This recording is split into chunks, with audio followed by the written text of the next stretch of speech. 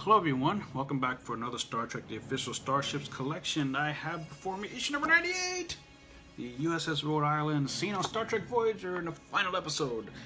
I have a lovely looking magazine here and what looks like an even more fantastic model here in the box. Put that aside for a moment and get to this. Right away you'll notice the awesome image of the Rhode Island on the cover. Very similar to the Equinox issue. Modifications anyway. So yeah, let's get to it. USS Rhode Island NCC 72701 is the registry. Of course, it is Nova class, like the Equinox, in operation in the 25th century, 222 meters long and only 8 decks. Turn the page, and you see how to mount the model to the stand, and of course, more specification and information. Just a bit of a recap. It is NCC 72701 Nova class in the 25th century, 221 meters long, crew of only 80, and can go as fast as warp 8. Type XB phasers, photon torpedoes, and its captain is none other than Harry Kim himself. Turn the page and have an even cooler image of the Rhode Island there, as well as some text and information, especially from the episode it appeared in. More about the ship, and there is the captain there.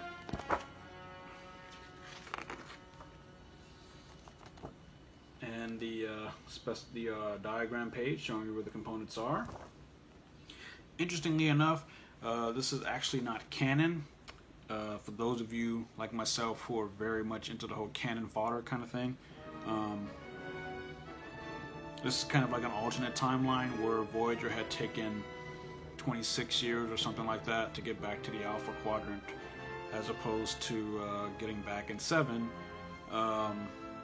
You lost a lot more crew members, and Chakotay died, 7 of 9 died, that sort of thing. And in this alternate timeline, Janeway steals a prototype device to open some kind of temporal rift to go back in time to save her crew, or at least try to get them home earlier. And of course, Captain Kim on the Rhode Island here was sent to stop her, but ultimately he ended up helping her.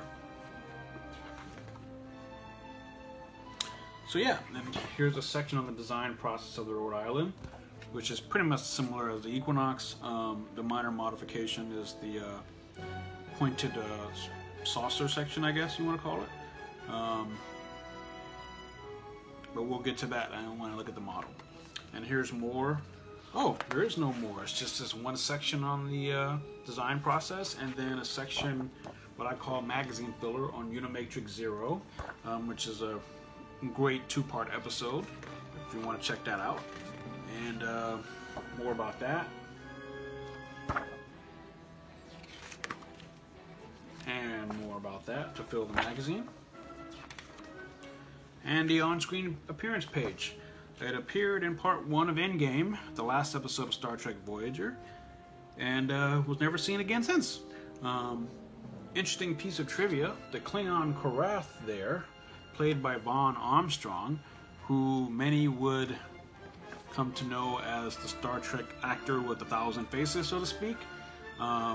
He's like the Lon Chaney of guest actors on Star Trek, for the simple fact that he's played Klingons, Borg, Cardassians, Hirogen, human. I mean, the list goes on and on. Romulan. He's played pretty much most of the major races on Star Trek throughout its television history. And also, fans will notice, if you've been to Star Trek The Experience, Karath was actually the Klingon that was the main adversary, the one that was chasing you around through the course of the Klingon encounter portion of the ride. So yeah, that's nice. And as usual, a nice image of the ship on the back of the magazine. And now let's get to the ship. Here it is. Here it is. Let's get it out. Get it out. Get it out. Ship there. Put the stand out there. Get the stand out. And my impression, this thing is pretty cool. It's about the same size as the Equinox, maybe slightly bigger, model-wise. Then my nacelles are perfectly aligned. I don't have any bent or wonky things like that. The saucer section is very angular and pointed, unlike the Equinox, which has a dip right here. The registry information is very clear. The paint is pretty bang on. You got Starfleet emblems and symbols on the nacelles, and on the underside of the hull you have your main deflector dish there, phaser arrays, captain's yacht, main shuttle bay at the rear, which is pretty plain, but that's no big deal.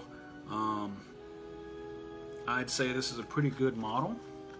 Another one of the variants that we've gotten. This will be the second Nova class ship that we've gotten in the collection.